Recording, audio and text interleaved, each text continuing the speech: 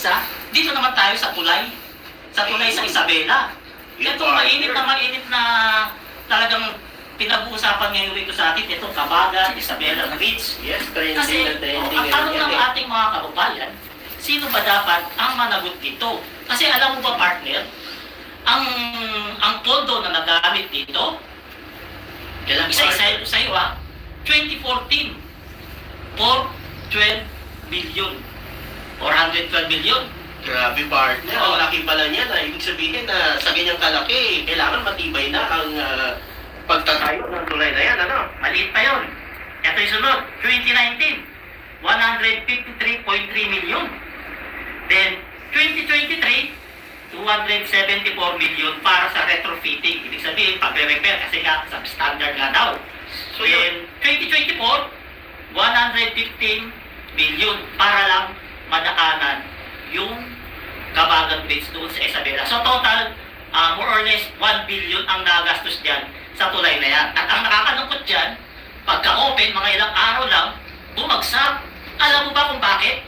Kasi, yung tulay na yung partner, ang maximum lang nun ay 45 tons. Eh, yung dumaan na truck, ang laman, ang bigat nun ay 102 tons. So, sobrang-sobra ng kalahati. Talagang babagsak yung partner. Kaya ngayon ang sinasabi, ang may kasalanan daw dyan, yung driver at saka yung flagman. Yung flagman yung nasa dulo, yung nagpapadaan. Yun daw may sinasabi may kasalanan. Pero, marami rin mga kababayan nagsasabi na yung contractor din daw. Yes, tama ka, partner. Hindi lang naman po ang driver at ang flagman ang dapat masisihin. Dahil dapat din managot itong mga contractor na sila ang gumawa yan. Dahil kung matibay ang pagkagawa ng project na yan, ay sigurado hindi naman yung mararanasan ng ating mga driver at lalo na ng flagman. Ang nakakalungkot lang dyan, partner, kasi ito ay provincial pride ng Isabela, kasi tingnan mo naman ulit, napakaganda, di ba? Yes. Ang problema lang, sa sobrang ganda, nasira ka agad, wala pang isang linggo nang o-open. Ibig sabihin, ganda lang pala ang tibay niya, hindi matibay sa pagkagawa, ano? Oo, ngayon, itong ilang natin mga kababayan, sinasabi, si Presidente ganito raw may kasalanan, si ganitong Presidente may kasalanan, pero sa totoo lang, wala talaga silang kasalanan dito, kasi bakit? Ang kontraktor sa tingin ko ang talagang mayroon ditong responsibilidad. Kasi una pa lang nakitaan na talaga daw ng substandard kaya nga ni-retrofitting. Kaya palang nirenovate ulit. Oo, para lang madaanan. Kaso siguro talagang substandard kahit i-renovate, kahit ayusin, talagang hindi na makukuha yung talagang standard na paggawa ng isang tulay. So yan talaga ang pinaka-nakakalungkot dyan. At pinaka-nakakalungkot dyan, yung DPWH, ang pagkakalam ko, nakikipag-usap na sila doon sa kontraktor.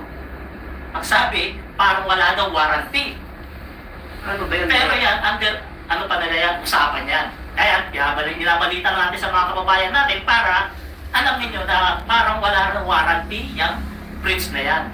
Pero ayon sa nakalat ko na informasyon, partner, ayon sa ating Pangulong Bongbong Marcos, kailangan may managot yan sa nangyaring pagbagsak ng tulay na yan. At ito pa, partner, nakaraan lang sa press con ni Senador Ping Lacson sa rally sa Bulacan. So, narinig ko doon sa sinabi niya na kailangan may managot dito sa nangyari sa tulay dito sa Isabela. Okay, tama ka partner. So, etong tulay na to, talagang malaking leksyon sa lahat ng mga kontraktor. Yes. Na huwag sanang gagawin. Kung mayroong mga pagkukulang rito, huwag uulitin.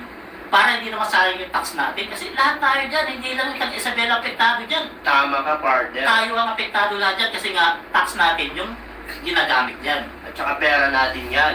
Kaya sa mga kababayan natin, huwag kayong pumayag lang na ganyanin lang tayo ng mga taong mag-abuso sa ating mga pinaghirapan. So, ito tama lang yung sinabi ni PBBM na talagang may mananagot dyan. Kilala naman natin si PBBM. Pag sinabi niya, talagang bibirin niya. Walang hindi sinabi na hindi niya ginagawa. Yes. O, di ba? Pero magandang usapan natin, bago tayo magpatuloy sa ating napakagandang usapan, magbigay muna tayo uli ng maiksing paalaala sa ating mga sponsors. Yun.